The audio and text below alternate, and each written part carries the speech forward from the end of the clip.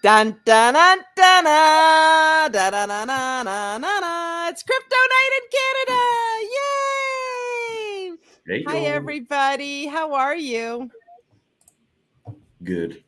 Everybody's good.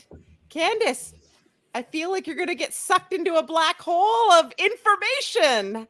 How are you? Yeah, it's my black and white version of the metaverse. I love it. I love it. And we got Gary in the house and Dave D is here. I think that's the only few that have made comments. I have to go back up here and have a little look. How's everybody doing tonight? Everybody okay? Rocking and rolling. StreamYard's in the house. Oh, stop that. Everybody having a good first week back in 2022? Have you written 2021 yet by accident on anything? I did. Did you? What did you write it on? Every toilet, because we got to sign every toilet. We have to sign the date and initial it. And I'm like, yeah. I actually the one toilet I wrote July 4th in it. I'm like, what the hell am I doing? July 4th? You put July 4th I know. I'm like, what the hell am I doing? Well, Wow. you know. Oh, Yeah, I was out in left field. that's I thought you took them off the baseball diamonds. No, I was picking up the dandelions out there, you know. wow. And Ryan, how are you doing? Good. I got it kind of outside of crypto, but I was talking to my parents related to their business today. And you guys know how I'm always just kind of freaked out, especially as I get closer to buying a house, kind of freaked out at the housing market. We can get into this more or not, whatever. But I'm kind of freaked out. We're going up. People are paying insane prices. And I'm thinking, we've got to pull back off this. This is what I'm thinking, just naturally, right? Without going too deep into it.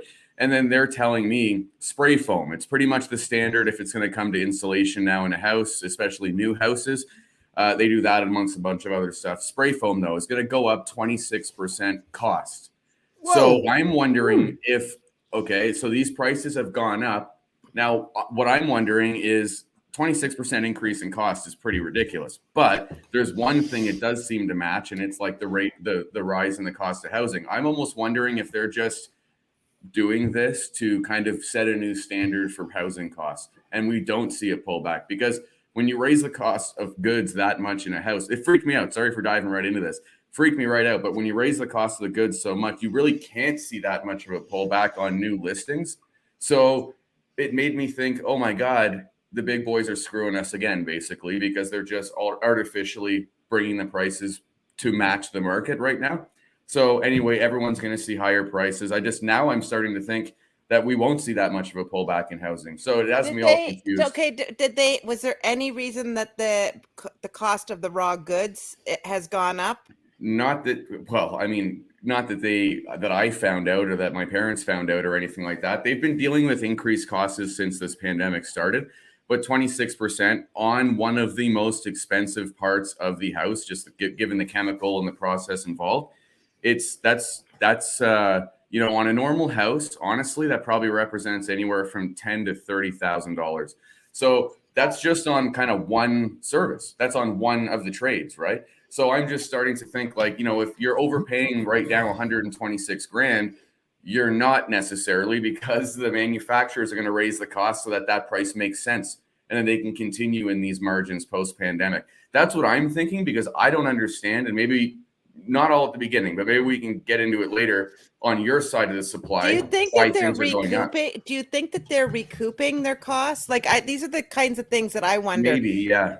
Do you think that when they went into the pandemic, they were already contractually obligated to deliver on a certain amount of product that they had pre-done, preset, pre-organized, and then the pandemic hit, and then their costs went up, but because they've already signed a contract at another cost, that now what they're doing is they're trying to recoup the losses on future sales. This is what I'm wondering is if a little bit of it, what you're saying is that they're trying to recoup. I mean, I don't know. They're not going to tell us and come out in the public and tell us all the reasons why.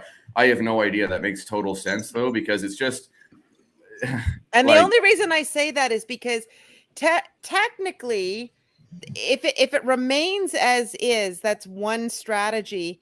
or if there's competing spray foam insulators that are going to be going out to bids and things like that, it's quite possible that what they will do is after a certain point and they've recapped and then nobody's hiring or everybody's at the same level, then you could start to see they'll start to bid again for jobs and they'll Well, start that's the thing is bidding low. what in that kind of sector, it's actually there's not many around, and even like any given city, there's not many, just because the cost of setup is anywhere from 150 to 300,000 per unit. So there's not many as it is. Plus, it's a license. You're like a technically, when I was doing it, I was a licensed manufacturer plant operator. It's all this weird training you have to go through. There's not as much. But what the thing is, I'm noticing, luckily, my parents' businesses are above a certain level. But because of these increases, what happens? Big boys always win. The little guy's done. So the little fly-by-night companies are totally wiped off the face of the earth. Now, this is fantastic for my parents and anyone else who's got a long-sustaining business, because fly-by-night companies hurt the market anyway.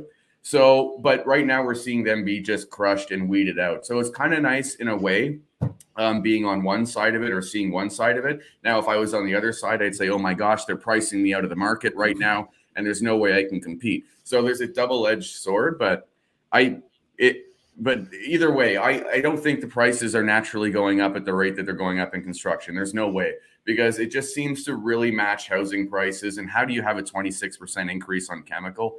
I don't know.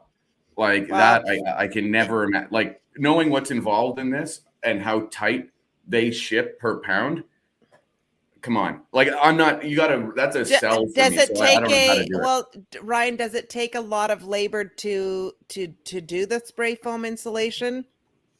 It for one or two people, yes, but it's a one or two person rig.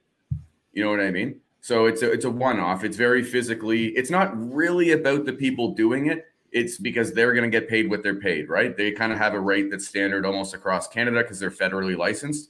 So they're paid what they're paid. It really just comes down to the manufacturer because, and there's not many people who work piecework on that because, again, you're federally regulated, all this yada, yada, yada stuff. It's kind of a good gig, but it's super dangerous. But no, so it's a barrel, like a barrel of oil, like it's a metal barrel. It's filled with, they call it isopropylene or whatever the other one is. And, they weigh 500 pounds stacked up. I mean, so the shipping can't really be that much different at the end of the day, unless all of a sudden half of our ships have stopped setting sail. I have no clue how you can see a price increase like that. To me, it just feels like that all of these big businesses, especially developers, are taking full advantage of the euphoria and raising prices before things pull back. I think they're trying to set a new floor. It's kind of, to me, it seems backhanded. No, I totally get it, because I know that in the U.S. there's been a few places, not the U.S. Which was were we talking about this on Sunday? The Turkish government that was no. I saw this on Anthony Pompliano's show. The Turkish government is going into grocery stores and they're taking pictures of the price of food on shelves, and they're literally grilling the grocery store owners about the increased prices because they're worried that there's price gouging going to go on. It would only make sense.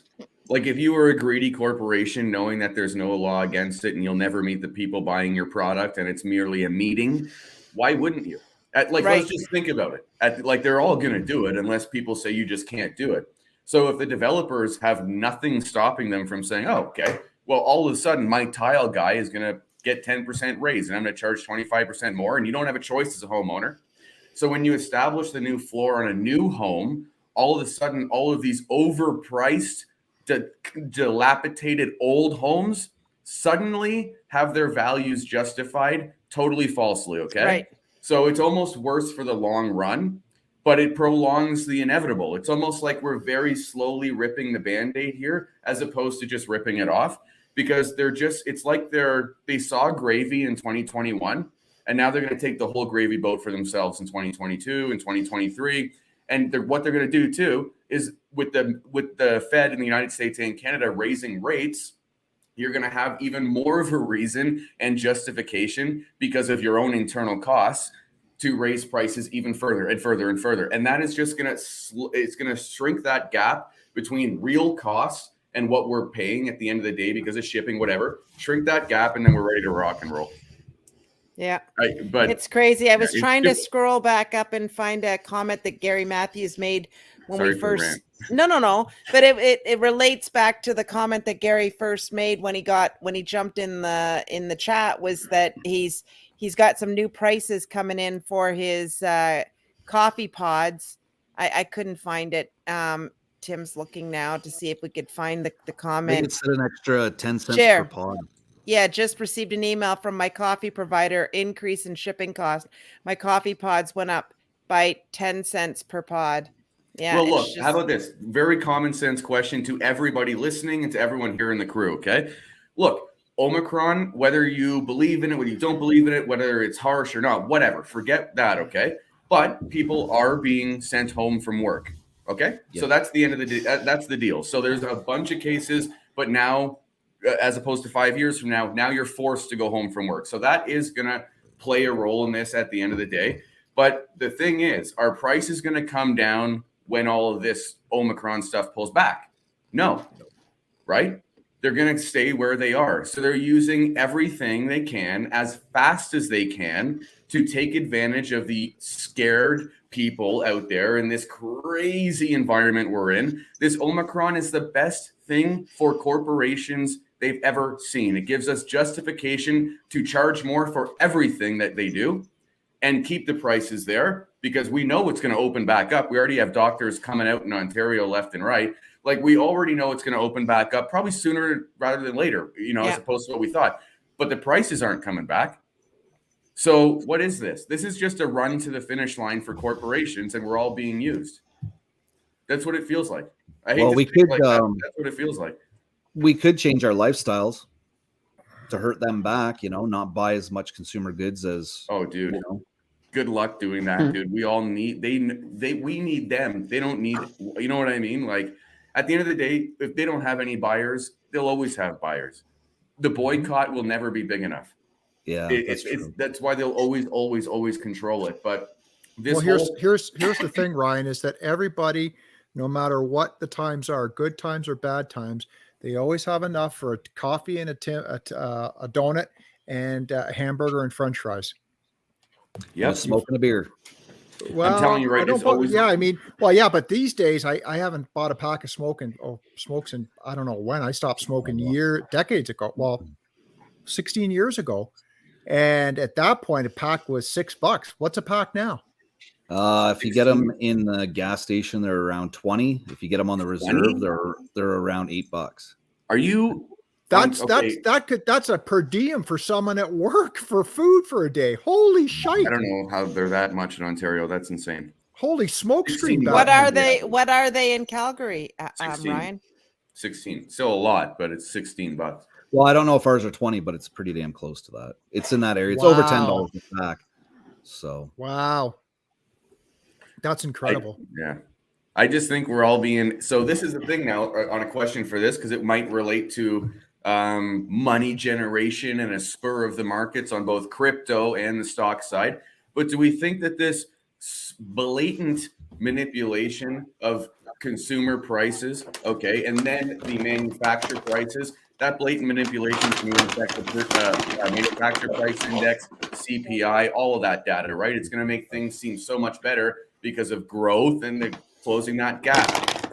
Whoever's eating chips, okay. So, but now I lost my train of thought. But no, I'm just wondering if we think though this could potentially help us going forward to fuel that bull economy that they're kind of driving and prepping for by forcing prices up. It's such a tinfoil hat and like idea that I have right now, but I just feel like it's so damn obvious what they're doing, and it's like. It just makes me think that there's still going to be a lot of money to make in the markets, maybe, because I don't think they're done yet. I don't know. I don't know. That's my thing. It's so 50-50. I don't trust a lot lately. You can never trust a politician. That's right. I think it's really early. I think it's really early to tell into 2022. And I think we're in the midst of the last big, I was explaining this today at a meeting.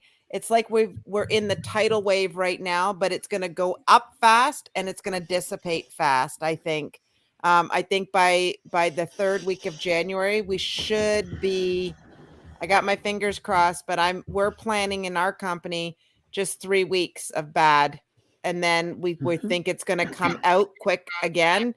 Because what I don't want to have happen is I don't want to get caught flat-footed without having inventory. That's my biggest worry. So we're going to try to keep our ordering patterns the same as if nothing's going on. Anyways, because we know that we're not going to get everything we ordered. We know if we're having troubles with staff and the variant running crazy within in all segments of our operation, that the manufacturers are going to have the same thing. We're going to see in the next week or so shutdowns again, not because they're being mandated, but because they don't have line shutdowns, basically, where they don't have enough workers to come in and produce. So we're going to see shortages. Well, they're again. shipping cars right now without certain chips in them. Like, I'm in the market for a new car now, and the guy sent me a video saying, "Oh, a car that you were after came in." He says, "I'll be fully upfront with you that the heating and the heated seats and the airflow seats, so it's air, hot, and cold in the seats, doesn't work because there's the chip that's not in yet." So they're shipping cars with the not so important chips in them. When I left the industry, I was right at the end of that. Okay. So we didn't have any dealership, like in Ottawa or Ontario. It was, the dealerships were no longer the same. In Alberta, Saskatchewan, dealerships were still the same, but we were still noticing that we'd get our cars in and we don't have GPS chips. It's like you're buying a tech package on an $85,000 truck, and I got to tell this guy that he has to wait 3 to 6 months for his friggin' GPS, and we're not going to offer him a friggin' TomTom for the mirror. If that even closes the deal, you know what I mean? It's like I am blown away that they're so desperate to push product out that they're actually giving you less of a truck for the exact same price, actually giving you less of a truck for even more money because the MSRP raises every year, and they have no intention of lowering the cost, even though they can't provide you the same product they were last year or 2 years ago, whatever. It's insane, dude. What they're doing with the chip shortage is crazy. It's incredible. It's incredible, and you know what? Our wages certainly aren't going to follow suit with all of this. No, Yeah, they haven't in decades, No. Which leads me into. Well, the government raising minimum wage in Ontario 2 seconds ago, like at the same time raising the rents or raising the allowable rent increase, rich. So so here's money to the landlords at the end of the day, and then a few of you minimum wage workers will be fired in the meantime. Thank you. Have a good day. That's all it did. The heading in today's CP24 on the app was that the city of Toronto let go 491 workers today because they were in violation of their COVID shots. 491 workers gone. You think that's going to make the taxes cheaper? And here's where you're going to see it hit the fan, because one of the lawyers in the media has said, if being vaccinated was a condition of your employment, then yes. But if it wasn't, so let's see what happens. Yeah. Now you're going to go down a whole new rabbit hole. Yeah. Yeah. There's a couple of comments. Crow, I haven't seen Crow in a while. Hey, Crow. Yeah. If you don't get a raise every year that follows inflation, then you are losing money every year. Pretty much sounds about right. And Marie Claude was saying they're shipping bikes and snowmobiles without dashes or major equipment to go back to. For God's sake, there better be a seat on the bike, because holy man. Oh. No way. Yeah, could you okay, you know what's funny? That reminds me, and then Gary says my supplier is 4 days a week now, not enough staff. It's going to be the flavor of the day. This whole thing about not sending out bikes and snowmobiles without major equipment. That reminds me of that joke when we were young kids about what's the definition of insanity or disgusting or something like that. What's the definition of? Anyways, and it was falling off the CN Tower and landing on a bicycle with no seat. Yikes. Wouldn't Back to end the- well. I don't do well with the jokes. That's your. I think even without the seat, you're kind of screwed. Well, it certainly would make for a post on Facebook. Oh. And Cesar said, nothing, Tim. My company fired over 100. Oh, that's anyways. Maybe we should talk about crypto for a few minutes. Obviously, Miss Candace. Oh, do you want to say something? Yeah. What do you want to say? Holy Christ. Wait, did you have your You hand don't up? mind if I say something, do you? Did you have your hand up earlier? He was blowing his cooties on me earlier. Okay, here, listen. So I have figured that we're starting off the new year, and I think it's time for a challenge. So for those of you in the crypto world, you need to pick your poison. You need to pick one coin. And the whole idea, or as it looks on paper anyway, is that you have to stay with that coin for the entire year, and it's going to be called the DCA challenge. Dollar cost average into that coin for one entire year until December 31st and see where you stand. Now, you can go in every single day, dollar cost averaging in with $1, $2, 50. I don't care. You can go in once a month, once a week, once every, whatever, as long as you are committed. Interesting. So I have begun using Shakepay, which you'll see the link in the bottom below if you're not on Shakepay, a recurring buy of $5 a day. And too bad Len's not on here tonight, but I am doing Bitcoin. $5 a day. My commitment is dollar cost average in religiously until December 31st, 2020. And then you'll see how much you've accumulated. And then I'm going to see how much I've accumulated. All right.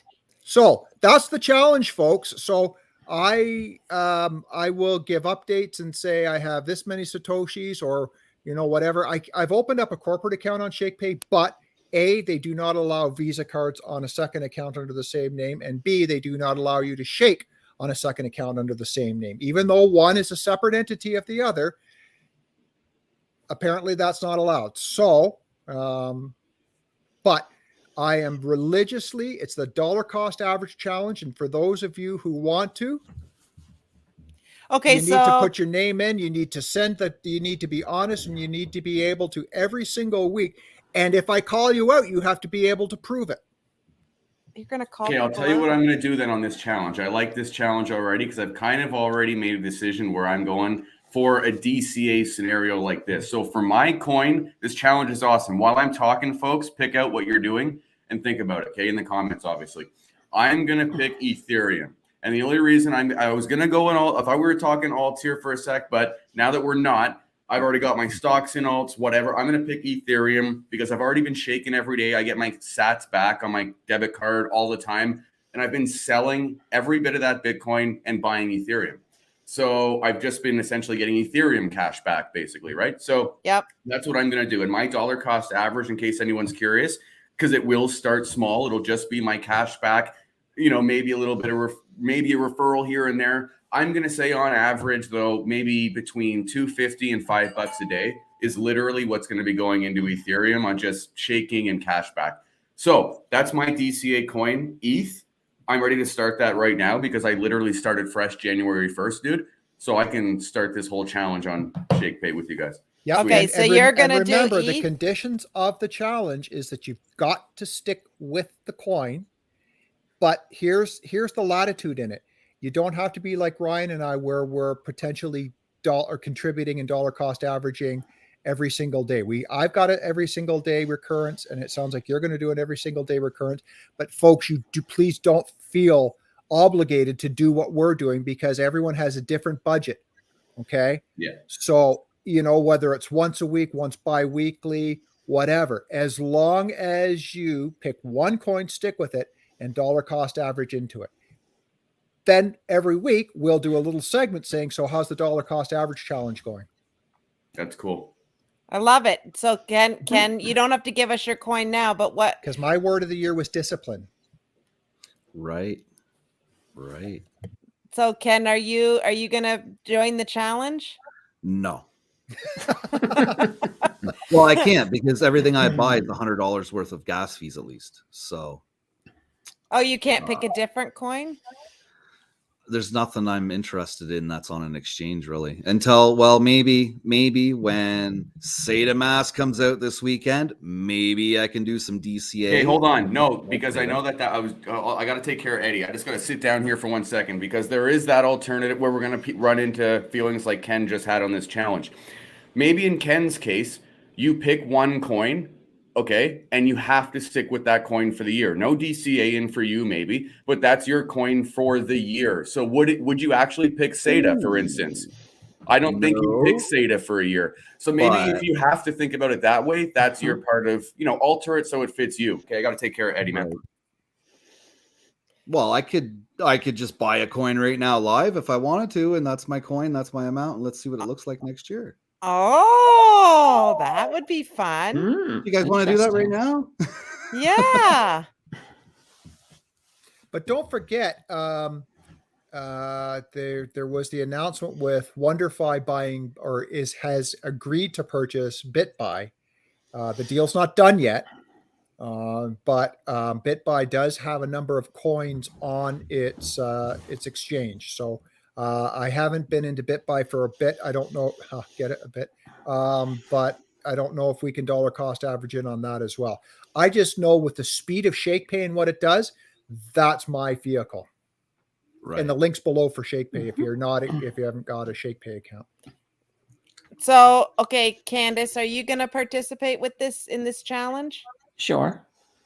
Do you know which one you might be? Everybody knows what coin I'm doing. Polka dot, the polka dot door, the polka dot door. See you soon at the polka dot door. That's what we need to do. By the end of this show, we need to establish the price of what we're talking about, whatever our coin is today, and we need to say it live. And we'll check back in a year and have this on replay. And by the way, for anyone who's thinking about this challenge, okay, there's whoever, if one of these coins, or let's just say something loses, doesn't matter who it is, okay? This is all for fun. We're all rocking and rolling, so who cares? It's not about winning and losing and whatever. It's just about pick a project you believe in. Some things work, some things don't. I know that, okay, with some things work, some things don't. So this challenge is totally for fun. I'm all on board with this. So let me complicate the challenge a bit. Oh, God. Ooh, I like this. All right, to make it fair, because everybody's not going to put in the same amount of money. So we're not really comparing apples to apples. But if you kept track of two numbers, your end number and how much you've contributed, then we can actually work out your percentage gain per person. And then whoever has the highest percentage gain would win. Well, if we're all into it as of right now, why wouldn't we just mark the price now and we'll check it in a year, whichever coin was up more? Because again, it doesn't matter if we put equal amounts in. That'll be the perfect percentage representation, right? Yeah, or you can do it that way too. I think that's exactly kind of exact same thing. But yeah, to measure the gap between winning and losing. That's why I think by the end of tonight, if the challenge starts today, we need to know the price of the coin. If all of us, I'm already into ETH. So I'm not going to start it when I started buying my Shakepay stats or whatever. I'll count it as of today. Challenge starts. So if we mark down all of these prices on all of these coins, it would be really interesting to see where they are in 12 months. Really, so just to clarify, sorry, Caesar's saying $5 a day, right? Let's just clarify. You put in what you can afford, on the projects that you want to do. It's learning about discipline to help him with his word of the year. And then Candace can type. Caesar, that's just what I'm doing is $5 a day. I just gave you an example, and I'm being transparent of what I'm doing. Everybody has a different pocketbook and can afford what they can afford. That might be that instead of 3 coffees a day, you have 1 coffee a day, and that $2 and whatever cents gets dollar cost averaged into your coin. I don't know how you're gonna make that look, but Soraya nailed it. Soraya nailed it. She said, this is a percentage gain challenge. Okay. So like I said, I could have 20 grand in something. You could have $100. You could double the $100, and I might be up $50, and you killed me at the end of the day. It has nothing to do with what you're putting into it, which is why I don't want to overcomplicate. It's Tim's challenge, but let's not overcomplicate it with recording deposits and stuff. If we're all on board today, then we know for a fact today's price is relevant to us. That is the easiest way to start this. And then we can track percentages, and it'll be fun to compare with the crew too, to see if certain projects maybe tied to certain areas are going up in a trend or a pattern versus others, right? So that's kind of cool if we all pick coins. We've got our 4 coins now. So the crew's really got to start picking theirs, and we can do this challenge. This will be fun. But there's one thing that we have to take into consideration, and that is if like the coin I'm using, Polkadot, a lot of my money is going to come from the staking. If we just compare the price today to the price in a year, maybe that's it's not going to reflect that at all. Do we allow the That staking 12% to be Yes. Yes. counted? Can you make this though? Okay, so If you just keep track of how much you put in, so how much you spent on that coin. So if you're putting in $5 a week, then take that $5 and times it by 52. okay, I will say this though, Candace, no one's going to remember and no one's going to keep track, right? Like, let's be real.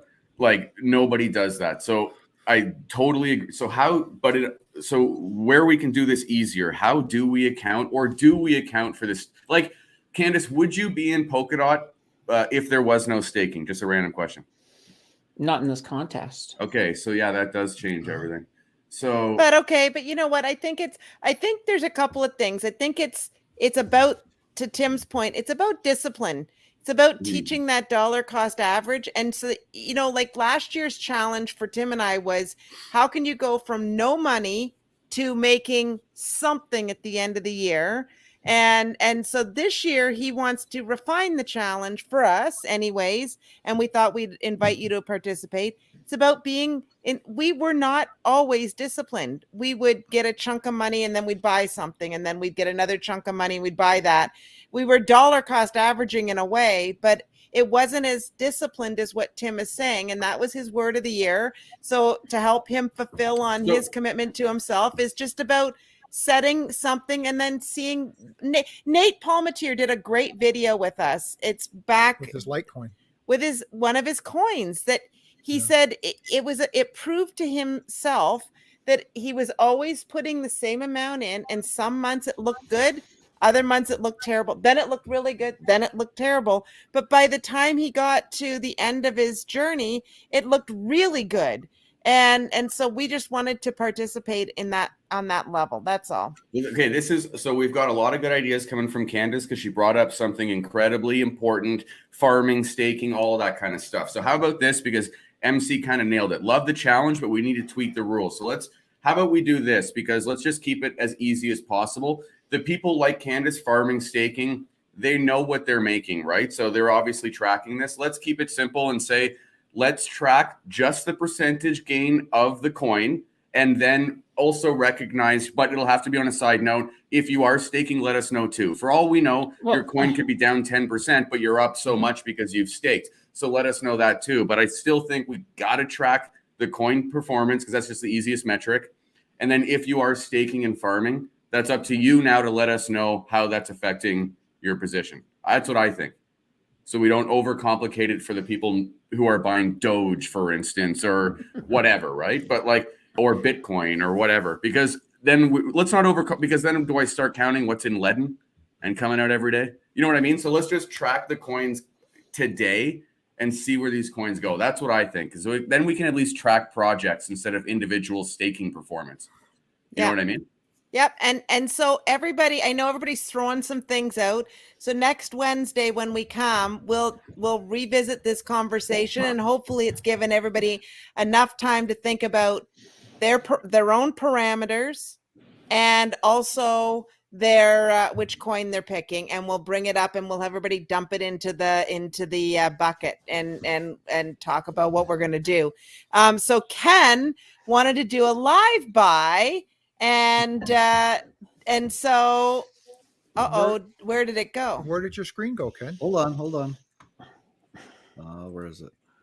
Hey, Len's on. Len, you missed our whole thing. The announcement, Len. We're doing a DCA contest. I just started a DCA contest. I'm using Shakepay, And I've got a recurring buy of $5 a day into Bitcoin until December 31st, 2022.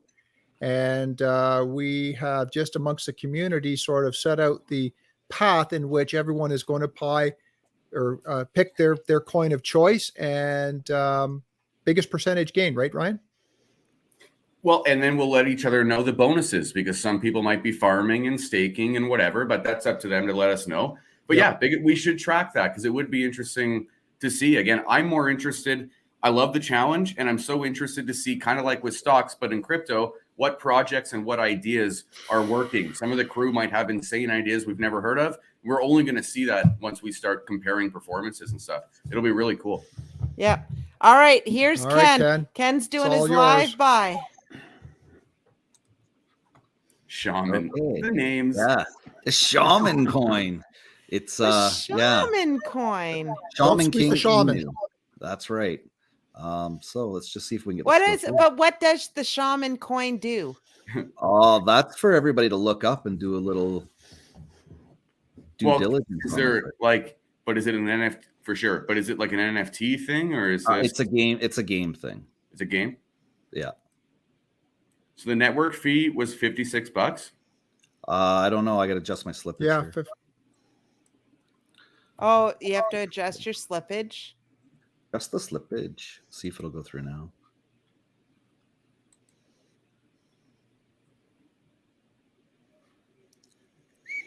Tim, sorry, you're official, dude. You're a trillionaire, dude. There's my fee right there. Gas fee 170. 170 Holy bucks on this banana one. bread. You know how many Satoshis I could have bought? Well, there you go. I read a really good comparison about gas fees the other day. Again, you guys know my part of the challenge with you guys is I'm going to do ETH, but I heard an interesting comparison about gas fees the other day, and they were like, everyone bitching and moaning about how much gas fees cost for a smart contract or this and that. And then one really smart comment was like, have you ever heard of lawyers? And at the end of the day, like their legal fees to facilitate a transaction on the open market, for instance, and other like Canadian Bitcoiners saying 170 bucks, be willing to bet he paid 20 times that for legal fees to close his house. You know what I mean? And that can be considered a gas fee as well. If there's I just think it's kind of interesting if you started to break it down like that. But 170 bucks is rich on $1,000, dude. That percentage is pretty wild. That's where it gets out of control. Yeah. Well, is that higher than you expected? What's that? Is that higher than you expected, or is that normal? Like, no, I was thinking right now. I was thinking it was going to be around 240. So, Holy Jesus. Oh my God. This is what makes me want to throw up in my mouth is that I've got so many coins that, or not so many coins, pardon me. I have coins that I want to get rid of that are, I don't know, a balance of $500, $600, $700. And if I do that at like a $200 gas fee, it just makes me crazy. It's like, I'm not cashing out of that until I can figure out a cheaper way of doing it. I'll just let those puppies ride. Right. I think $240 seems a lot more daunting when we're talking about $1,000 investment, but a $240 transaction fee to facilitate a contract for $100,000 is absolutely nothing. So I think it totally depends on the context, but holy moly, dude, I'm kind of blown away. I was expecting $100 or something. Like when I saw 50, I was like, that's rich. No, that was like, I think that was just the Uniswap fee. Oh. Holy shit. Yeah, you got to think though, like that's the beautiful thing about SataMask coming out. They're reducing the fees large, so that when you have to do a transaction through the Ethereum network, it's going to be the lowest fee out there. It's going to be they're saying that the fee is going to be lower than a MetaMask swap. It's going to be lower than Uniswap. It's going to be lower than using Shiba Swap. All the swaps, they're saying that their fee is going to be the lowest because all these DEXs and whatnot, they add on top of it. So you're paying the DEX fee plus the gas fee to the miners. So what they're doing is they're going to try and do it by volume, right? They're going to make their money by volume amounts of transactions going through versus nailing everybody every single time they do a transaction. Well, I guess you could always look at it like, yes, there's a fee attached to it, but just add it into the price of the coin. Exactly. when you're especially when you're buying that many tokens, it's just Well, part of the price to do business. Yeah, when you put it into CoinGecko, it actually says other fees in there. So you can add your gas fee in it and it'll calculate it all out for you while you track it. So I won't be adding anything extra to this token.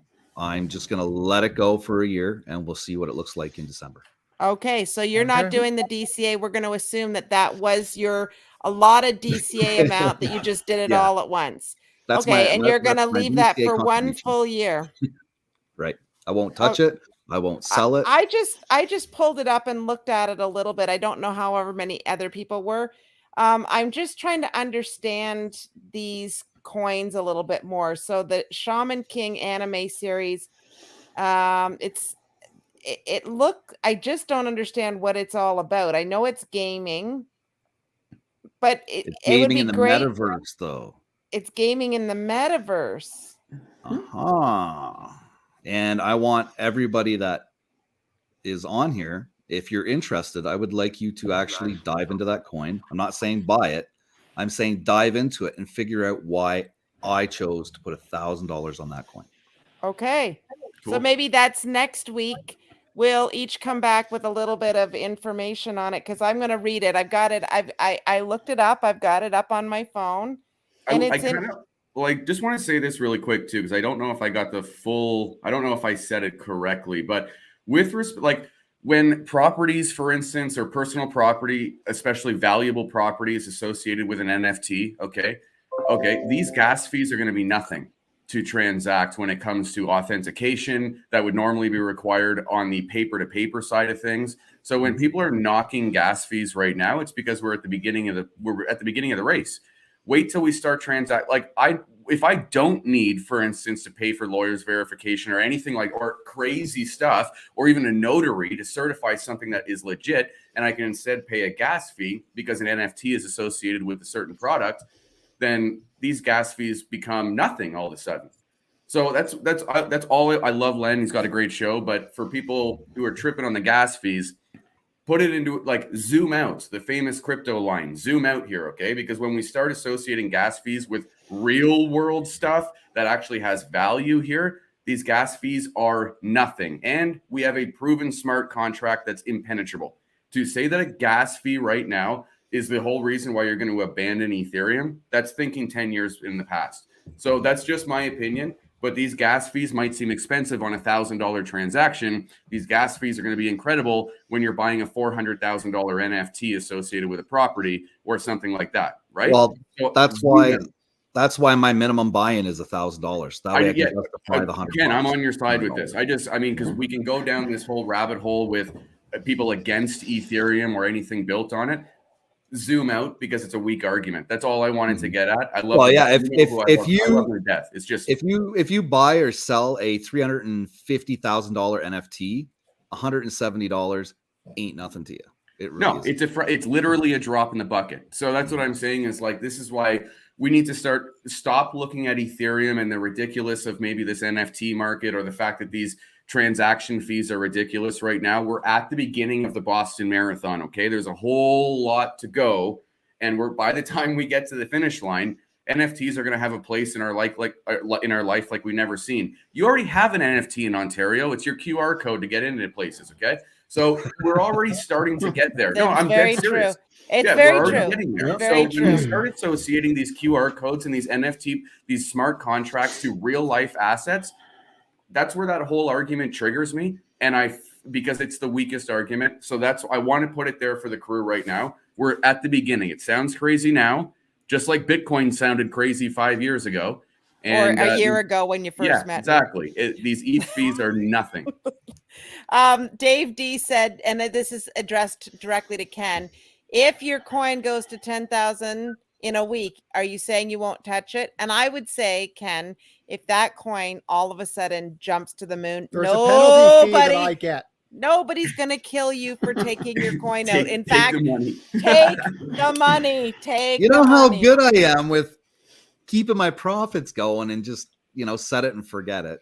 I know, but we really want you to take profits if you want to. We don't want you to be beholden to this contest. Yeah, well, if it gets up there, you know what? I'll take a community vote. How that?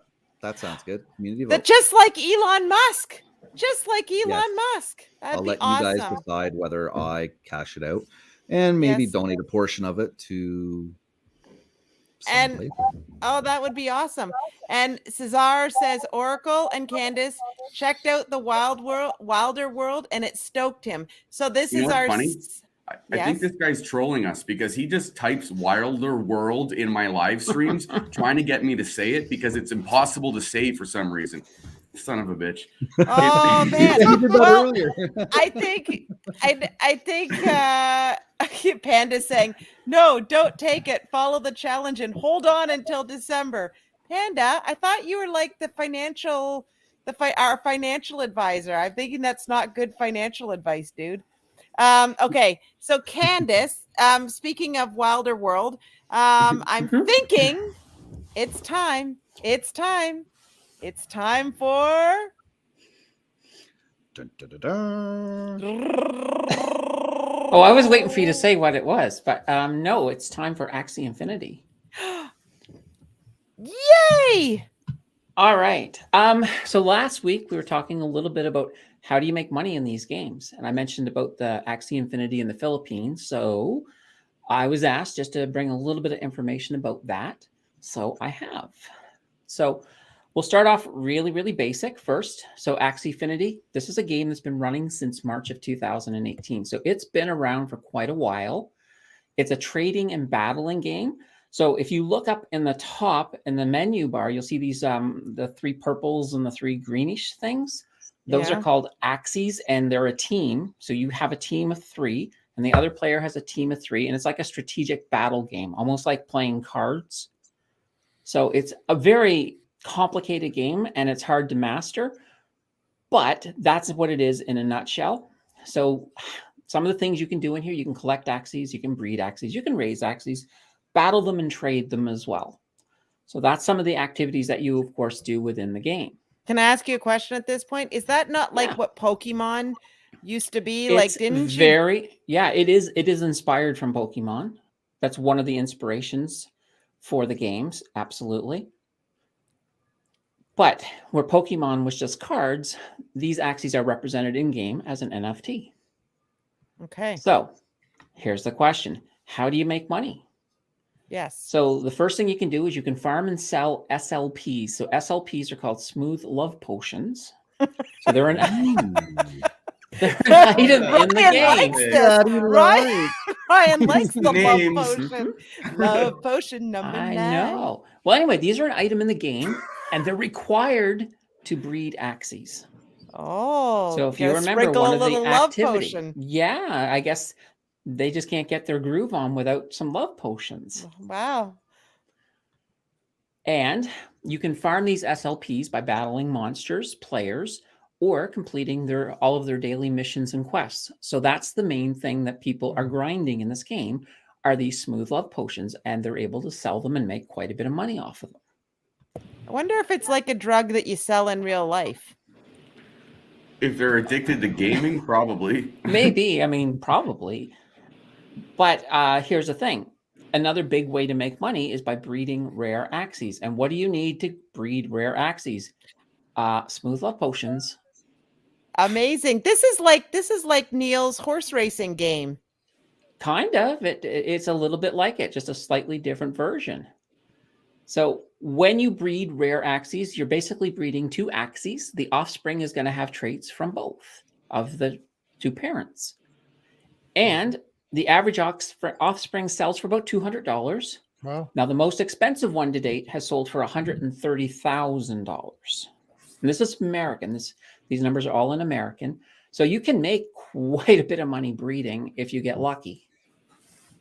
So in a way, it's a little bit like playing the lottery, because obviously every birth is probably a less than desirable axie. And you can also stake the AXS, which is the main token for Axfinity. So you can stake that to get a reward as well. So those are the main ways you make money. So let's talk about what happened in the Philippines. So at the beginning of the human malware event, or the beginning of the lockdowns, many of the Filipino folk, they discovered Axfinity, and they began to earn to offset their lost wages. Get up. Because unlike Canada, they had no real supports from the government. So they kind of were left out in the cold. So that's one of the ways they started to make some money. At the highest point in Axie Infinity, we had 60% of Axie Infinity players from the Philippines. So we're talking about a lot of people. Now, the average player is actually making about $400 a month. That's American. Now, that's not a lot. If you consider the minimum wage is about $7 a month in the Philippines, so that works out to $1,120 a month. So they're not making a lot, but that's the average player. The higher elite players were making significantly more. Some of them were making insane money, and especially when you look at something called scholars. So as scholars, and I've mentioned this before in one of the Metaverse top 10s, what a scholar is it's basically a person who will teach people how to be a better player, or they will even let them use some of their Axies so that they have better Axies to fight with. In exchange for teaching people how to play, they then take a small portion of everything you make. So that might be like, 15% of what you're making. So that's one of the ways that you can significantly start bringing more income in. And that's really interesting. There was one guy in the Philippines, and he made a big splash because from paying Axie Infinity, he had purchased a big luxury house, and then he posted all about it. So there's money there to be made. However, and this is kind of where this kind of comes into, enough people have been making big money in the Philippines that the government is kind of trying to find some kind of way to tax them. They've even been reaching out to the SEC in the US to say, come on, let's start declaring crypto as either money or security so that we can actually look at some kind of a tax option for them. So that hasn't happened yet, of course, but that is something that they were looking at. And here's the other problem, though. There is one problem with this whole system, is that if you're trying to make your living off of a wage, when crypto has a downtime, well, so do their wages. So there are a lot of people who are at the big, in the middle of the summer when crypto was making, when crypto was doing really well, a lot of people were making half decent money doing this gaming. Now, while we're on a bit of a downtrend, these people are just not making as much money. So that's kind of the whole idea. And this is an older game. So with a lot of the newer games in the metaverse, some of the money is even bigger than this. But this is just the one that we've have the most information on at this point. That was awesome, Candace. Sorry, we had a little bit of a dog situation happen here in the middle of all that. So I missed a portion. If all of a sudden you saw Tim and I leaping out of our chair, we had a little bit of a, I won't say you guys did that, Ryan's but I was got like an upset stomach, so I won't say what's going on here, but it was not pretty. Yeah, no doubt. But you know what? I saw stuff happening over there, but the show has to go on, right? The show has to go on. Did you see how fast we jumped up, though? It was. Oh, stop that. Anyways. Oh, yeah, no, there was a lot of movement there. So that there is our Axie Infinity. Now, if you want, I can just go right into the top 10, or if you want me to do that later, whichever. Oh, top 10? Perfect. This way here, they can clean up whatever it is that's going on over there. Just give me a second, guys. I need to bring up the top 10.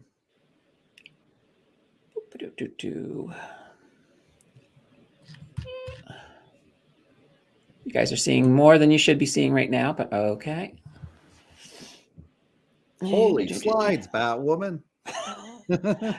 Well, I thought I was going to do them in two separate spots, but that's cool. Give me 1 second here. Slideshow. Start from the beginning. We'll get rid of this little green thing. Okay, it's time to do the top 10 again. This has been overall a really bad week for a lot of coins. And when we get to the stock side for a lot of stocks, everybody knows we've seen more than enough red.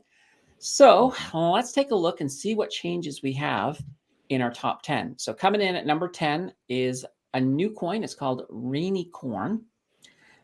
Symbol is RAINI. It actually had a 12.1% ROI over the week. So that's actually pretty amazing because there were a lot that were down. Now, what is Rainicore? So Rainicore, they have something called the Rainverse or the Rainiverse. It's basically evolving ecosystems. There's NFT farming, DFT features, NFT drops, and everyone loves drops, and a lot of play to earn gaming. You can, and this is neat about this, you can stake Rainy to earn rainbows. And if you provide liquidity on the Uniswap and Pancake Swap, you can then earn unicorns. Now, a unicorn is actually worth more than a rainbow. I guess they're more rare.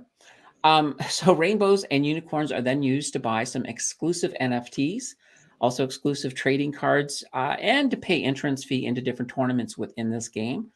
So Rainicorn or Rainy is available on Uniswap, Pancake Swap, and Binance. So that was our first of our new entries this week. Wow, I always Now- talk about how fun unicorns and rainbows are. Can you imagine earning money with unicorns and rainbows? Well, rainbow you can if you can find the leprechaun at the end of it. Well, no kidding. But all right, so number 9 is our Star Atlas. It did fall 8.8% in its ROI this week. Still one of these ones. If you haven't checked this one out, just go to their website. Just their actual website is incredibly awesome. I loved it there. All right, number 8 is Eternity Chain, ERN. They were up 10.8% on the week. And a little bit about them. So Eternity Chain, ERN, these are kind of cool. They actually are authenticated and licensed NFT platforms. They do big name brand and IPs in sports and entertainment. They're mostly sports right now, but they're just starting to roll entertainment into it. You can do staking with the coin. They've got a mobile app that's launching soon. And with this, you can buy their tokens on Binance, Gate.io, Uniswap, QuickSwap, KuCoin, and OKEx. Now, the type of things that they have is like they have, for example, they have licensing with like Muhammad Ali and a lot of the really big sports people. So it's kind of a really interesting thing. It reminded me a lot of Vivi when I, started looking into this one. So this could be, this could be a really big coin. Wasn't that one that Neil, we used to talk about, Eternity, way back when? I know that when I first heard the name, like when I started looking into it, I was like, this name sounds so familiar. So he may have. Yeah. He may. It's, and they're doing well. They are definitely doing well. Okay, let's move on. Number 7, we got the Sandbox down from number 3, and they fell 14.7% in their ROI. Like I said, it has been overall a pretty bad week. All right, number 6 as DeFi Land, and they actually fell 1.3%, but they just didn't fall as badly as a lot of the others. That's what moved them up. Okay, and this is our last of the new coins coming in at number 5. It's called Phantasma. They were up a whopping 27.9%, and I seem to have gotten lazy and missed a few percents there. But let's learn a little bit about Phantasma. So this is designed to support gaming by empowering developers and extending Steam functionality. They've got smart NFTs, nested and multi-layer NFTs, royalties, and time-limited NFTs. So for example, if you want to create an NFT to grant somebody access to your product for a specific amount of time, you could do it by using the systems they use in Phantasma. They have a dual token economy. So Sol is their governance token. They also have KCAL, which is a transaction token. Now, what's interesting about this is there's not really a game here, but this is where you can go and develop a game and put it on Steam, and they provide all of the background to do that for you. So it's really, really cool. And I think that's one of the reasons it's been catching on is people are really starting to build. And the fact that you could build a game on this and then put it on Steam is pretty big because Steam is one of the more popular gaming platforms out there. Okay, and your best friend, my neighbor Alice, fell down a little bit. Last week 3, this week 4, dropping 1.7%. And Number 3, of course, Engine, fallen down from number 2. They fell 9.9%. Now, the next 2 coins actually are the ones that did well this time around. So we have DeFi Kingdoms. They moved up from 5 to 2. They had a whopping 50.5% ROI. So amazing. So they've had a couple of really big weeks. Mm-hmm. And you'll notice in the last weeks, we don't have a number 1 there. That's because number 1 has not changed. So anybody who watched last week and decided to jump in on Magic, they had an amazing week because it was up 139.6%. Wow, that's incredible. I can't believe it. I know. It was absolutely fantastic. So it's one of those things. And I know that I know Neil has been jotting some of these down and has been looking to get into some. So I kind of hope Neil bought some Magic because, that would definitely make his day for this week.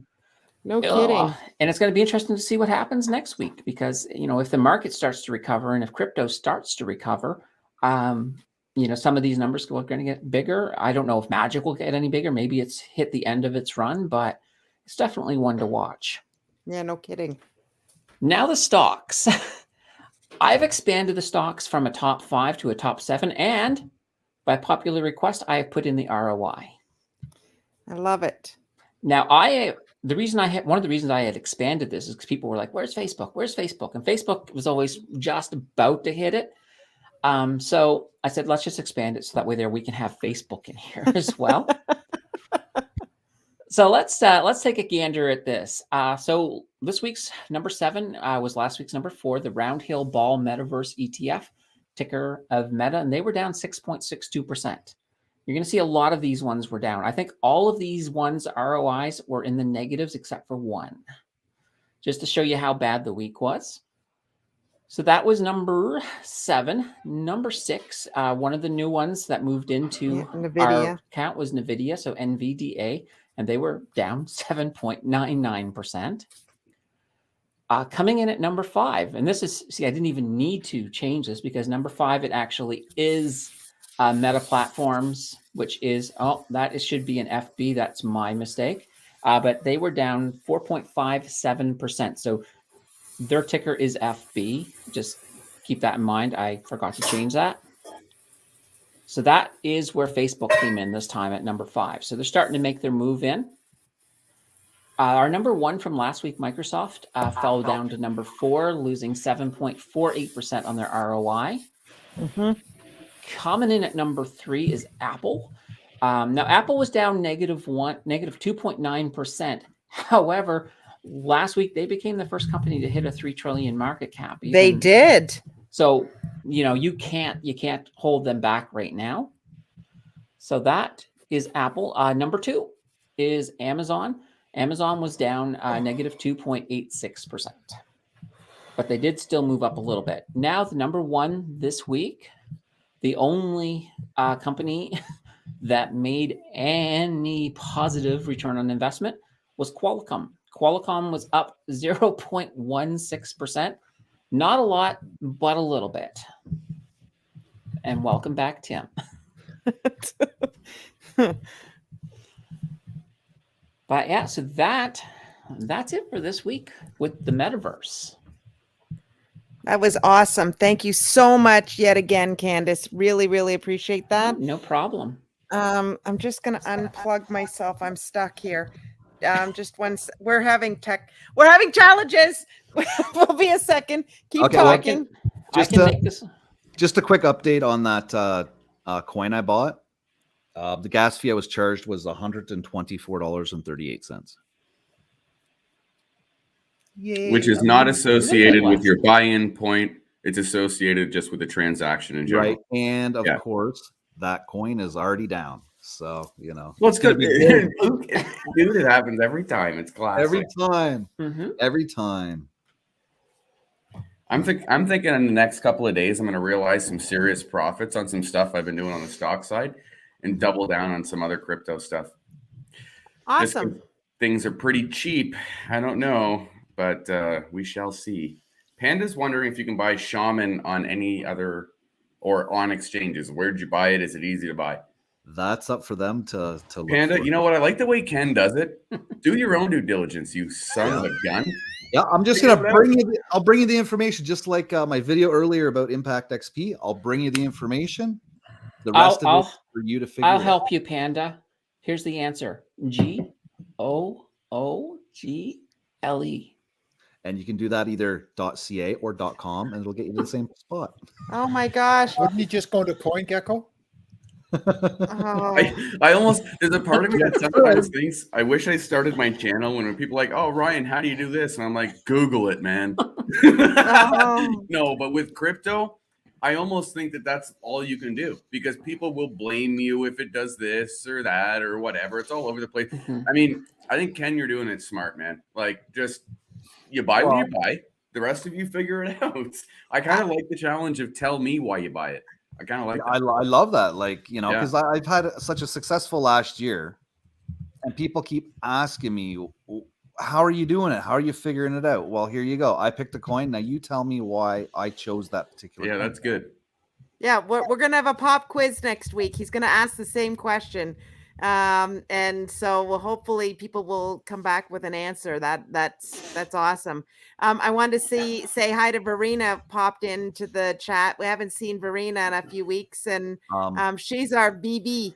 She's our VB lady. I wonder how she's feeling about her OMI tokens. Just to help Panda out, though, it's Uniswap or LBank.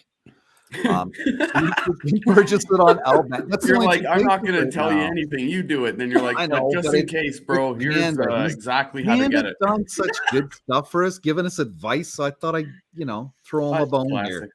LBank, I'm not sure if they allow reflections. They do with other tokens such as Satama and whatnot. But just remember, you got to do your due diligence to see how much of the token you lose when you purchase and how much you lose when you withdraw it. So you know what's funny about this that you just did that is if you didn't do it and say it, you would have left a comment in the chat because we know you enough to know. I would have messaged them later, been like, do you care? I'm trying to be firmer, damn it. Well, it's not working. That didn't last for very long. That wasn't putting your foot down for any length of time. 4.5 seconds. It's okay. Next time we'll go for 7 seconds, bro, before we buckle. And then, we'll try to get... Ken has a pure heart. Panda, you're so funny. Ken has a pure heart. That's what we're going to call you. Instead of Braveheart, pure heart. Pure heart. Pure heart. Oracle, the pure heart. No, that could be bad on the internet. We won't go there. No. I think the Oracle suits you well. I think that's just fine. It's like, he's the Oracle with the pure heart. Dave has a question. I think it's kind of interesting, actually. Dave D, because I don't know. How do you find coin? And maybe Tim Perry knows this too, but I'm not interested in this, but Dave D is. It's a good question. How do you find these coins before they're released? Twitter and Telegraph. I'll get into some chats, and then somebody will be like, "Oh, hey, take a look at this coin. Oh, hey, take a look at this coin." So then I'll go, and if it hasn't been listed yet, I'll take a look at it. Okay, sure. I am no longer buying coins like immediately unless they are super verified coins, such as Lily token. It's been super verified. What I'll do is I'm going to wait until they are on the market for at least a month. Sure, I'm not getting in on day one, but as you guys can see, I can hold long term. So, like I said, this year's going to be really bad for rug pulls. So you just got to be careful. Cool. We got some stuff in the background. Push that button. Some mic issues. I kind of I always laugh when you're like, it's gonna be bad for rug pulls. Like we're just expecting scams left and right with crypto. That's the one thing that keeps me. It's too scary. That's why I'm looking to take a loss at getting into the market a little later, because I'm making sure the coin's secure, right? Yeah. Like I had one IPO, I kept sending, and then it got listed and nothing, so I won't do that again. Well, Tim and I are having just one hell of a night with technical challenges tonight. This has been great. I was looking at Verena said that her NFTs are doing very well as well. And I just wanted to mention that we got a lovely, lovely, awesome gift from our friend Journey. I know last week I had said that one of my goals was for 2022 that I wanted to have my very own NFT. And Snipe that bot in the chat. So you got your NFT. What comic did you get from Vivi? Can you show it? No, I can't show it. Oh, What? You can show your NFT? Well, I want to read it. You psycho? You can show the cover of your NFT. What the? Oh, I did, didn't I? What? No. All right, just hold on to your Sometimes coins. kicking Hold in. on to your Tim's coins. getting it. I was trying to get Jenster. Jenster This calls reminded for me another she call. needed a referral code for Celsius. Shakepay, Celsius, and all those codes, in case anyone's curious too. I'm pretty sure they're down below. No. Not all of them. No.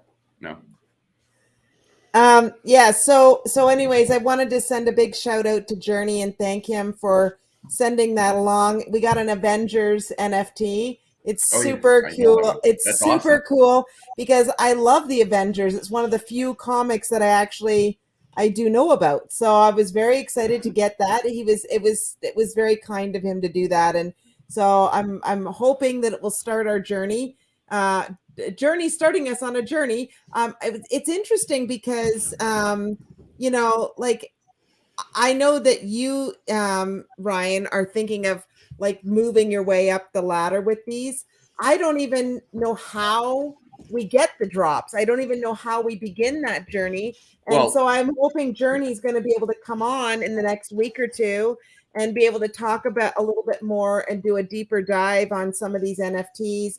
I know Verena, you're very good at these, and we'd love to have you come on and help us and maybe show us what you do with these NFTs. So for now, honestly, we're sitting and waiting until Omi has full integration with the VV app. This is flat out. Journey's got a lot more to offer on this, but we need full integration between Omi, Gems on that app. The licensing deals are already in place. Disney owns Marvel. That's fantastic. We have Universal on board. It's fantastic, right? So the licensing's already really nailed. That integration between Omi and this app is going to freaking blow Omi, the coin, through the freaking roof when you have the ability to interact immediately. Not to mention, it's going to become one of the larger Omi wallets on the internet.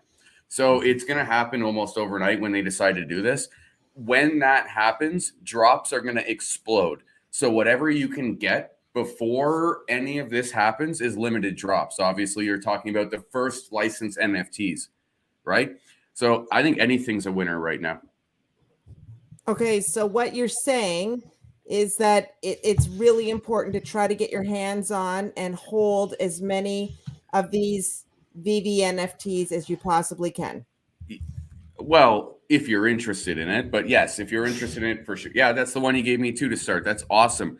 So I traded my way up to a Fantastic Four issue 1, and it's worth like $120 so far. And it's like you can slowly keep trading your way up, for instance, Can I right? see it again? Oh It's yeah, cool. I'm really You got excited number about it. 47, I think. Yeah, that's pretty cool. Well, I just think it's amazing, and I'm so excited to now have our very own NFT. I feel like we're in the big leagues now. The drops are hard to catch, but if you catch one, you'll double your money minimum.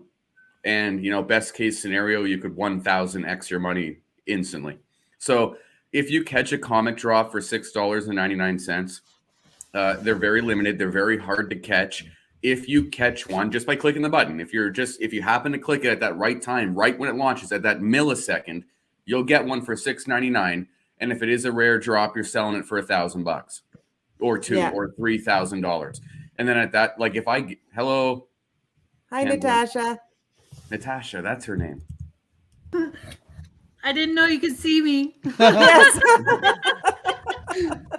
Hello, everybody. I'm on lunch. Oh, there you go. Well, Riley Smith is saying the DC NFTs on VV are going bananas. I'm assuming he means the DC comics. Comics is going to be where it's at, in my opinion, on VV, just because collectibles are such a unique NFT market. I don't know how well collectibles are going to stand up to the test of time when NFTs themselves evolve past these, or sorry, not comics. I don't know how collectibles, these like revolving 3D figures are going to stand up to the test of time, given where NFTs are going to go, because they're going to take a more real world application soon. So these will become less and less relevant, in my opinion. Comics, no, because you're always, if you have someone with a graded, like for instance, I have a issue 1 and a really good mint number because I traded my way up to it. It's really low. It's a rare book. I sold everything I had to get this one comic. Okay. I started with, like I said, $15 and now it's worth like 120. But if someone owned the original Fantastic Four, they're going to want low mint number NFT to match their hard copy. It's just part of a collector's mind at the end of the day. It's going to happen, right? So again, when we start seeing, sold an item for $2,300, she offers $699. This is not BS. She's not lying. So, but she said now that collectible is worth $6,500. Doesn't matter, Verena. You realize gain at like a bajillion %. Okay, you did good. You did good for Verena.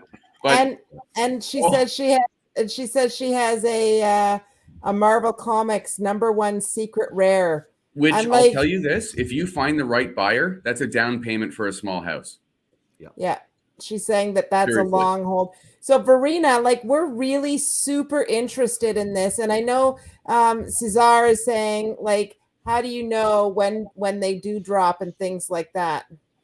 Well, they'll let you know. Like if you go on the app, there's a head or a fake. What do you call those? A head mask or whatever banners. It's a section that says drops. Click it. It'll let you know when the next drop is. If it says 10 a.m. your time, I think it'll actually be 11 a.m. Eastern. I don't know, whatever the time zones are. Okay, you got to be Johnny Appleseed. Okay, you got to be on the ball when there's 1 second left. You got to be like, you got to be ready to go. If you hit it though, you're gonna do what Verena did and turn $7 into $3,000. So like, and I mean instantly, right? So let me throw this out to you. NFTs, collectibles, Top Shot collectibles. I don't think that's actually going to make it. Hang on. Masterworks, art collectibles, watches collectibles. You look at Dan Levy, sunglasses collectibles. Which one of those do you think has the biggest rate of return? All of them except Top Shots have an equal shot, in my opinion.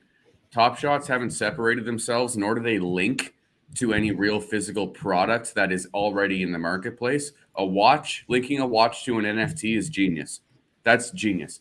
Linking a comic book, a physical comic book to an NFT, that's genius. Top Shots is creating a new market. I think everything but Top Shots is going to make it. That's just my gut. I mean, I'm just learning about NFTs, though. I'm a VV freak. I love VV for what it is, but for me, there's nothing in Top Shots that I don't find value in Top Shots at all compared to the other NFTs available. That's just what do you think about Top Shots? I'm curious. Well, it looks like Verena started with Top Shots and then she took everything out and put it into VV. Okay, I'm glad she's on my side. I think that every collectible has a following. Tim, hold on. Okay, you're saying that, right? But the collectibles holding value are the ones that have a physical representation in the real world. That's what I'm noticing big time. Like collectibles are falling off the earth. Like it's these almost, they're not real world products, but it's real world products almost in the NFT space. Like, you know what I mean? Like Top Shots was almost there, but they're creating a new type of collectible. But that's not what people wanted. They wanted a representation of the old classics on NFT. You know what I mean? That's my. So Riley had a question, Ryan. He said, are there physical collectibles that are counterparts to the NFTs on VV? That's exactly what I was saying. That's why I'm saying the comics have so much value, is because Riley totally, that's literally exactly what I was saying, because there is that physical comparison. Aren't the comics, don't they have like it's original artwork and then they have various and then they have artwork? their own. Yeah. So that makes it a 1-to-1 NFT collectible in the real world. Like that to me, I can relate. So Riley Smith had a great point. Did know that for sure. But again, that's where he's, and I know you're not talking about you're talking about the collectibles, not the comics. Okay, for sure. But and he's saying that then there's real world representations that Riley just made a comment of the collectibles. I would say they hold virtually no value to someone like me versus the comics. So when I look at judging value, I always think of myself as a common person and what does the common person into? What are they not into? What are they valuing? And for me, the comics hold value. But again, maybe that's a guest we can have on the channel one day, Riley Smith, because I'd love to hear what he has to say about collectibles, because the collectibles haven't actually sold me yet, Riley. And maybe it's just because I'm not as well versed in this space, but I can relate comics to the real world. I can relate to some of these other NFT projects, some Beeple projects to the real world. I cannot relate the collectibles yet. So maybe that's something I need to figure out. But good point, Riley Smith. Well, Riley would be interesting. And Verena, I'm really hoping you would consider coming on and talking to us about this. And if you could reach out to Tim, Tim's email address is in the link below. If you've got some time, we would love to have you on to find out what you're doing, because we're super interested in this. Panda wants to know, so he says, so wait, to get a secret rare is random when you buy, or do you just simply buy a secret rare? These are good questions tonight. Perfect questions. Okay, so if you're getting the drop box, it is totally random. Whatever you get is what you get, right? So the common is the original artwork. Everything else is not original artwork, but this secret rare is obviously the secret rare. Thing is, the market has figured this out now. So you don't want anything that's either not a common or not a secret rare. Everything in between is just not real almost. You know what I mean? So you want a common or you want a secret rare. If you don't get it on the drop, you are unfortunately required to buy it on the secondary market, where a $7 comic on the drop could be worth $2,000 if it's a secret rare, right? Or if it's a common. For instance, I have a common Fantastic Four #1 worth $110 or whatever. And it's like, it just depends on the mint number of the issue. Good freaking question. I love these VV questions. I'm so addicted lately. It's like disgusting. I know. And I have to point out that Panda did say the Danters and Verena have been talking about Omi for a year now, because that was my first video I was super excited about.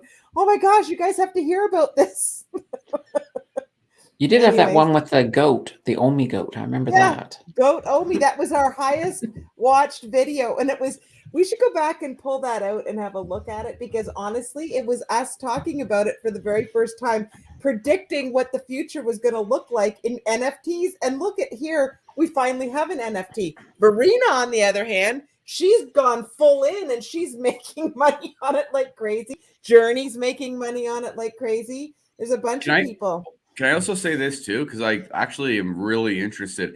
Riley Smith, I put my email in the live chat. I hope you can see it. If you ever want to chit chat about it, or you can let me know about the collectibles and their value and stuff, reach out to me. I put it, I don't know, I don't see it on StreamYard, but I see it in the live chat. But anyway, Riley, if you ever feel like reaching out to me, dude, educate me. Seriously. Like I'm interested, but I don't know a lot about the collectibles. Riley Smith, really interested if you reach out to me, buddy. I put my email. Hopefully, I can't see it here, but in the YouTube side, I can see it. So anyway. Yeah. Genuine says he started watching because of that Omi. Well, I'm glad you stayed. we didn't turn you that much off, Genuine. Thanks so much for that. And anyways, it's this has been a fun conversation. Are you going to buy any more, Ryan? Are you going to actively get more NFTs? Probably not, because I already have one that's worth. Oh, am I going to get more? Yeah, I'm sure, but I'm not going to put any more money into it. I already have one that's worth over $100. So at this point, if I want to keep trading up, I'll just sell it and keep trading up, try to get a drop, whatever. But that's it. I'm not putting any more money into it. I want to do a straight pin to house kind of challenge or whatever. Nice. Well, this has been a really fun stream tonight. And I know I'm just going to go around real quick because everybody's got their channels. So let's start with Candace. Candace, you got 500 more videos coming out this week. Like, what's on your agenda? Actually, I mean, I've got two big things coming out this week. Tomorrow's video is a request from a community member. They wanted me to do a video on swing trading. That's coming out tomorrow. But most importantly, Saturday night live stream is my first mystery guest. Not telling anybody who it is until the camera goes live. That's when you'll find out. If you want bragging rights by guessing who it is, head over to the Financial Brew Facebook page. There's a poll there. Drop in your best guess, and we'll see if somebody gets it right. That person will become a legend who gets it right. Oh my goodness! Well, I tried to guess Pokeroo. I'm not sure. It is not Pokeroo. I will eliminate Pokeroo. Okay, so I have to take another guess. Is that what you're saying? That's Is up it to you if Nay? you want to take another guess. You got Nay coming on? That would be interesting. Is That it would be interesting. is it Canadian in a t-shirt? Canadian in a t-shirt. That's funny. Canadian in a t-shirt. I do not know. American in shorts? It Oh my could be. I goodness. just don't know. Jamaican. It's Oh her my first goodness. sponsor. Hey, Candace, I do have to say your ETF video that you just put out was super fantastic. I enjoyed it greatly, and I highly encourage anybody, if you want to go and see her pick. They were really good. It's actually the best performing video so far in this time. Like, 2 days afterwards being out, it's blowing everybody else away. So it's doing really well. Yeah, no, that's great. Okay, so Ken, do you have a live stream this week? What's going on in your world? Every Friday. I'm going to try and do a live stream every Friday and then release one pre-recorded video about some token. So I did Impact XP today. You guys got bonus footage from tonight with a live buy. So yeah, I'll be up for it Friday night, 8 p.m. Let's see if we can beat 7.5 hours. Go freaking Oracle. I don't even. The scary thing is, buddy, Saturday is the one day I don't do anything. Okay. So the one night I can do this is Friday, man. Doing her for you, bro. What scares me, man, is I'm there every night and I'm like, what am I doing tomorrow? Oh yeah, nothing. So it's like, oh God, I'm trapped every night with you, Ken. God damn. So in other words, I need to book Ryan Moore on the Saturday show so we can't stay up for 7 hours Friday night. That's not allowed. No, because your show's at like 6 o'clock. Trust me, nothing's gonna work. I need to just separate myself or come in very late to Ken's show. One or the other. Yep. Or you can hang out for 7.5 hours, whatever. That's probably what I'll do. That's the thing, though. For those that haven't watched my channel, though, it's Super Max Relax. We talk about everything under the sun. It's super after showy, okay? Like we don't talk about crypto or stocks. Trust me. Like no, we talked about very interesting things on New Year's Eve. We had we had one of the best conversations I was so oh my God. That was really good. It was an interesting night, yeah. It was really good. Did you enjoy that, Ken? Like the conversation? Yeah. I like the fact that we could swing the conversation all the way around to different things, It was good. Yeah. We were talking about everything, dude. Yeah. We were talking about everything. That was full-fledged life. Aliens. That was literally we talked about aliens a lot. Yes. Like when a caterpillar turns to a butterfly. That was the conversation we had. Yeah, pretty much. And then Ryan, what have you got going on the rest of this week? I'm banging it out. I'm so rejuvenated after this new year just to throw 2021 out of the goddamn window and move on. So I couldn't be happier that my live streams are back for the market close live streams. Also, the positive feedback you guys are emailing me, sending me is through the roof. Love it. Having the videos back pretty much every day is awesome. I'm just is awesome. Started listening to Common Sense yesterday, buddy. You won't regret it. Okay, you will not regret that, red beard. Good on you, bud. There you go. And hey, Panda says that you need to bring Andrew back on your live stream. I know. I was just gonna say, What? Well, we'll see. I don't know. My buddy Mike might show up. Or on the Todd live. was good, or whatever his name was. Todd. Yeah, or- Todd. He might Todd show was up good. too. Hey, you never know. Let's just put it this way: if I ever start blowing my own mind like that again, Andrew needs to shut it so I can absolutely explore my train of thought. I know. Damn it! It was some some extraterrestrial shit we were talking. Or Well, sorry, this I is should almost the clip after it show. and Sorry. I should clip it and make that segment. Call it derailed. And Yeah, that really, was derailed. that was derailed. And the funny thing was that I did have to give Ryan some kudos, because I don't know how he kept his train of thought going back to we would get derailed and then Ryan would come around and bring it right back to where we were before. I'm like, that is some mad skills to be able to keep bringing it back around to the exact point that we left off when we got derailed. Anyways, that tested everything I've learned as a YouTube person in front of a camera. Tested everything. That guy is awesome, though. He put me through the ringer. I mean, it is what it is. I almost thought that I met my match. I thought that Gary could take me down, and then I thought, no, okay, I can dominate that conversation a little bit. Gary's close. Then you get to Andrew, though, and you're like, holy Next level. shit, this is the end boss. This is the level 9 boss that nobody can beat. I don't know. It's nothing like me. It's nothing like anything I've ever seen. That was he was the only, it's funny because the only person who could have saved me was Gary. It was crazy. It was a crazy show. so if you got nothing else going on a Friday night, which I don't know, for those of you that live in Ontario and Quebec, that's probably true now. Then definitely, it's definitely not crypto conversation. Let's just say that. And Well, there's a Lord little help bit us. in there. There's a little bit when required. For like 5 minutes. Yeah, 50, the very 50 beginning. seconds worth of conversation to get us going. But then we get down into aliens and The you know, meaning of God and the religion. We were sitting here- biblical chat. Yeah, we're like, oh, Emperor Constantine, this freaking English Bible, that. It got mental last Friday. And then Gary's just thinking about every time we go down a rabbit hole, he's like, yeah, but guys, weren't we just talking about the aliens? It's like, Andrew. It's like, damn it. We moved He through was a good guy, aliens. We're though. now on to the Bible, for crying out loud. He was a really funny guy.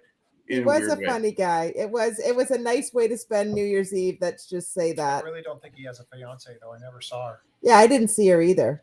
This fake fiance that he had. Anyways, that was that. This was awesome. Candace, thank you so much for all the work yet again on the metaverse stuff. That was really, really great.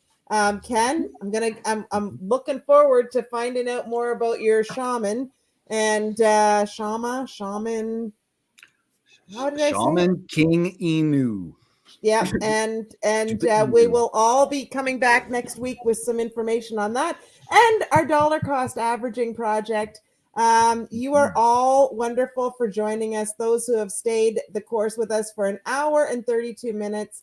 And did I not? You're pointing at Ken and Ryan. Thank you guys. Did I not say thank you to you guys?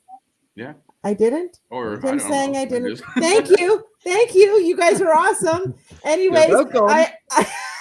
You're welcome from Sweden. Yo. anyways, Holy this is banana another. bread. Say goodnight, Dick. Say goodnight. So another great night. This is another great crypto night in Canada. Dun dun.